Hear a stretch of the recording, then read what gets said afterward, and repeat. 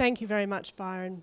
I'd also really like to thank the LLS for the opportunity to speak today, and for Byron to put throw my name in the ring, as his wife is pretty big thing. So thanks, mate. When I first said I'd take part in this conversation, I imagined probably about 20 people here, definitely not a microphone. Yeah, it's a big thing. And also I'm very aware of just what the calibre of this audience is. There are so many of you that have decades more experience in agriculture, grazing and farming than I do. So on the back of that, and to try and add something to this amazing day, I've just decided to talk about my journey into agriculture, how Regen Ag influences our business, and just want to talk about a little side business that Byron and I started up called Grass-Fed on the Plains, and why we think it's important. But to start off, just a little timeline about Byron and my business. We first went into partnership together in 2004, which sounds like an awfully long time ago now. For the most part, we've operated a beef trading business. We actually started off with some of Byron's family Pole Herefords, though, to start with. We have owned a property at Mendoran, which we held for 5 years before selling. We've had cattle on agistment, we've had cattle on backgrounding. Most of the time that we've run our business, it's been in our spare time. In 2015 we bought 400 acres at Willow Tree, where we continued our business. Throughout that time, my role in the business was really in the background.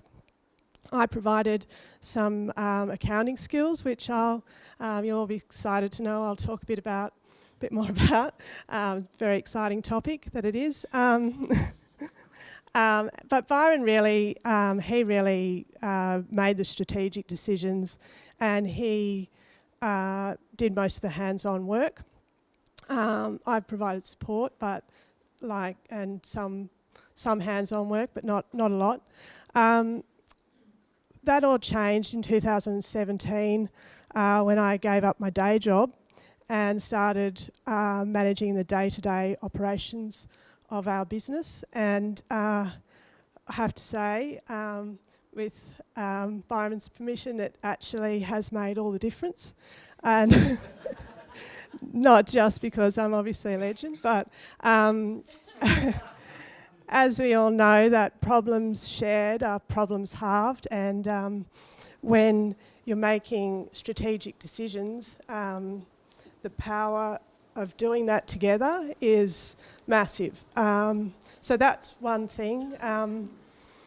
Also, I was actually, for the first time, giving our business someone that was committed to it as a priority, which allowed us really to take that business into the regenerative ag space where we wanted it to go.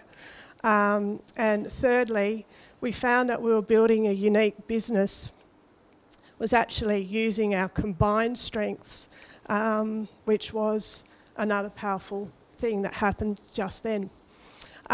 So as soon as I started into the business in that way, the drought kicked in.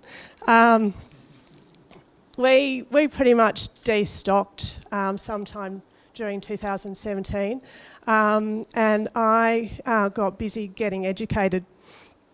I did KLR marketing with Byron, and then undertook Grazing for Profit. I also did welding, chainsaws, and a four-wheel bike course. I guess not, although I obviously had the technical skills to prepare a set of financial statements and analyse them, I didn't really have the skills or confidence to make strategic business decisions in the grazing space that we were working in. And KLR and Grazing for Profit really assisted us in our business with that. I had come off a grazing property from Goulburn originally, and so I had some technical farming skills, but they weren't really that strong. So I really needed to step up there, and I think we managed that over time with a lot of patience from Byron and some help from family and friends too. I just probably just wanted to just mention a few more things about where I came from originally. As I mentioned, I grew up at Goulburn on a merino sheep property. We weren't a family that went on many holidays, and so our school holidays were really spent on the farm working with mum and dad, and that's really where I developed a strong love of the land, an appreciation for finishing the day feeling physically tired and actually needing a shower. But when I finished school, I didn't consider agriculture. We come from a fairly chivalrous family, and I don't think that as a female going into a career with actual requiring physical labour was something that I considered. And also I thought I had some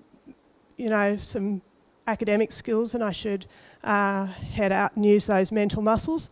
So obviously I've changed my opinion on that since then.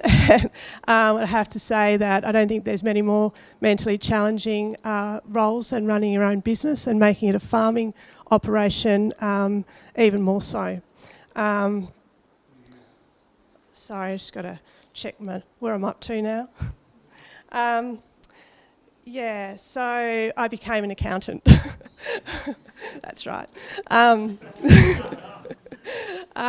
I worked almost exclusively in the ag sector, and most enjoyed management accounting, which involves budgeting and, don't fall asleep, also building financial statements and analysing them to assist businesses in making management decisions. When we moved to Timor, my job prospects declined fairly rapidly. This wasn't something that bothered me. At the time, we had one little boy and another one on the way, and I was really excited about being their mum. And I still certainly cherish those years that I spent with them.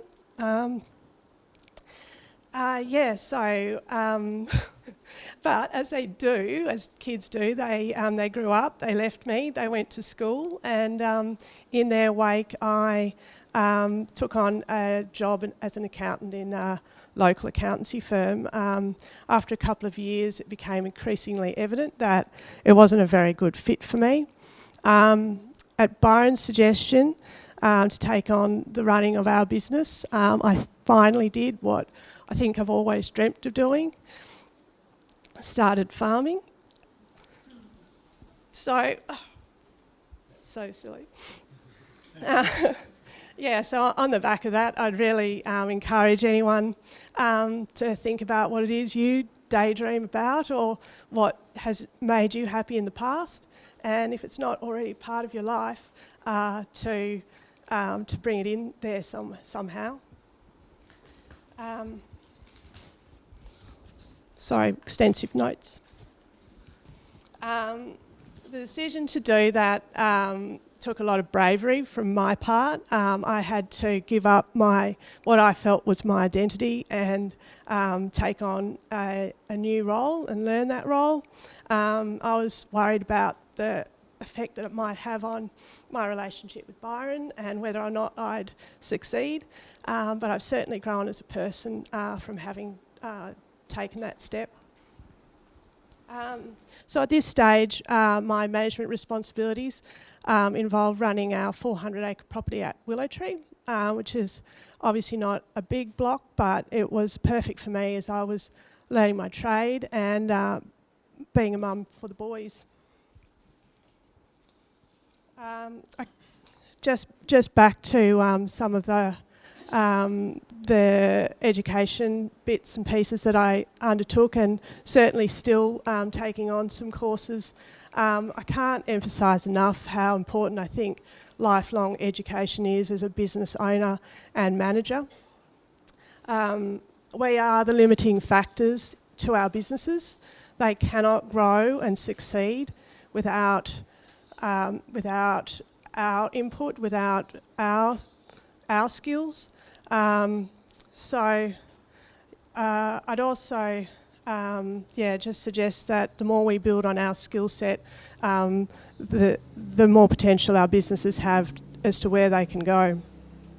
Having been involved in some farming comparative analyses, I can also confirm that the top 20% of farmers consistently invest in education. They also take holidays, in case you needed to hear that.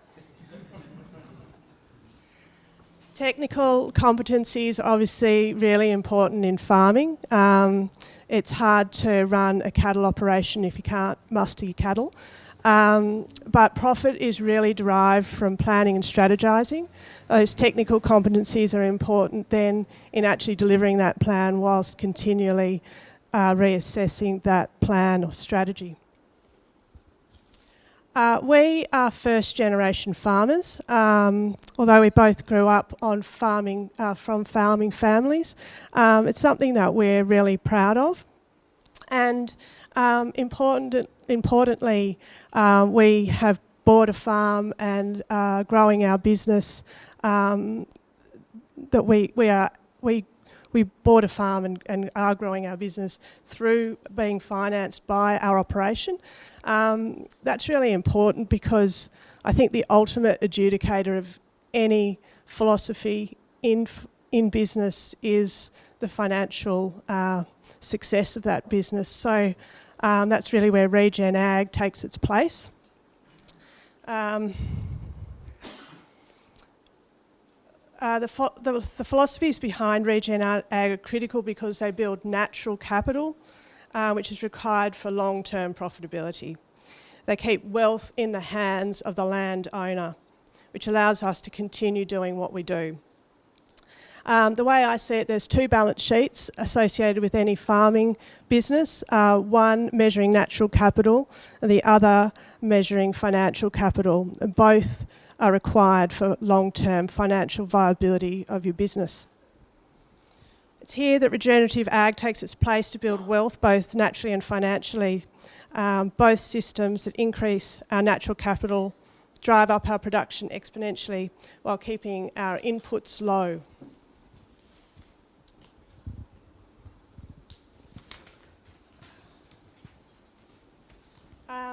After I completed grazing for profit, much like a mechanic hasn't done his service on his car for a few years, I came home and had a good look at our business.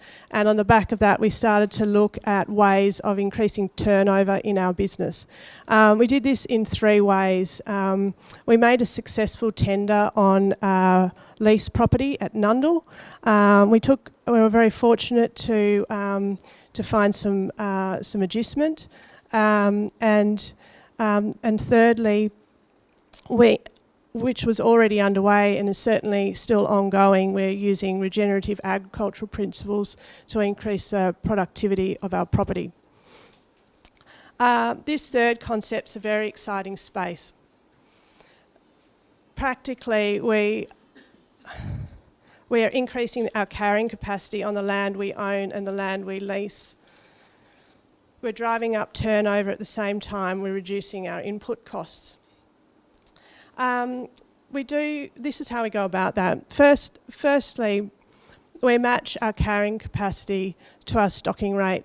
So we're making sure that the the cattle that we have on a property, we will be able to meet the nutritional requirements of it. So what we're doing there is we're assessing our pastures and we're making sure that there's enough feed to carry those cattle through. Is it soft growing feed suitable for fattening, or is it more lignified feed suitable for maintaining a PDIC cow? And that's something that we're continually monitoring and making adjustments around. Equally important is our ability to manage the grazing of our country. As we all know, cattle favour the sweeter areas in paddocks, and so what we're able to do is to make those cattle graze the whole paddock and bring those areas back into grazing patterns. And as they graze those areas, the production of those paddocks increases quite quickly.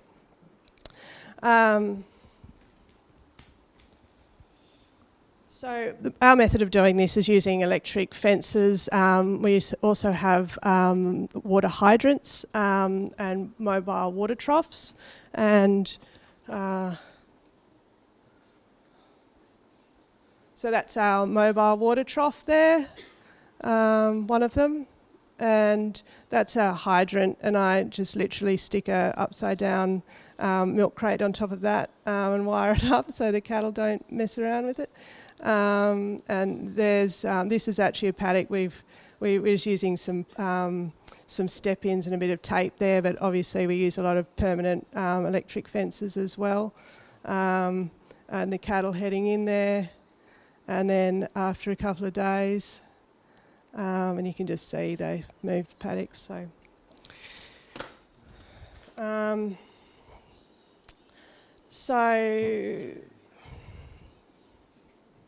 So yeah, cattle are rotated through these smaller paddocks, forcing them to graze the whole paddock and allowing time for recovery in between.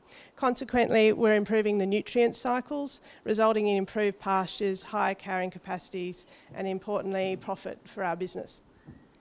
So my time is now spent between managing the Willow Tree property and the lease block at Nundle, whilst living here at Timor. Obviously that business takes up a fair amount of my time, but I do have another role that is a little bit more indispensable, that of being a mum and a wife and part of our family. So the decisions I make on the property very much reflect that priority. I'll be deciding how big to make one of these cells based on when I can come back, whether it's tomorrow or in 2 days, or if we've got the weekend coming up and we've got family commitments, I'll just work in around that. It probably doesn't. It's probably not a recipe for the most perfect land management or the most perfect cattle management, but it's what I do. I guess in a way it's holistic, and it helps me to maintain a balance in my life, keeps me happy in doing this long term. So there are a lot of different aspects to regen ag. I guess as a result of my background, I focus more on the financial aspect and how regen ag has influenced our business and our bottom line. But regen ag obviously has the power to assist with drought resilience, to combat climate change, to increase biodiversity. It has the ability to improve human health and the mental health of farmers. And there are no doubt a lot more aspects to regen ag and ways that it impacts. And I think on the back of that, we can really see that as farmers and as consumers, the actions that we make really literally tie us to our environment in a way that makes us or reminds us that we are literally part of the ecosystem. Currently there are rising health problems in humans, including obesity, diabetes, autoimmune diseases, mental health problems, all linked in part to our environment, including the food that we eat. This was really brought into sharp focus for me with an autoimmune disease that sent me on a trip to hospital, and really brought into sharp focus those issues, and through what I felt was an uncertain future, I gained some perspective that I otherwise might not have, and I could see that the food we were growing was really important environmentally and for human health, that we called what we grew a commodity and not food, and I wanted to be part of a change that brought consumers and farmers back together. On the back of that, Byron and I started up a small business called Grass-Fed on the Plains, so what we do is we provide beef direct to consumers. There's been a lot of hard work that's gone into building that business, but the positives always outweigh that hard work. It's the conversations with like-minded people, the little text messages after a special dinner, and the excitement that people have when they receive their box of beef. It all reminds us that is really what it's all about for us. It's about spending our precious time doing what we love. It's about growing food and sharing food.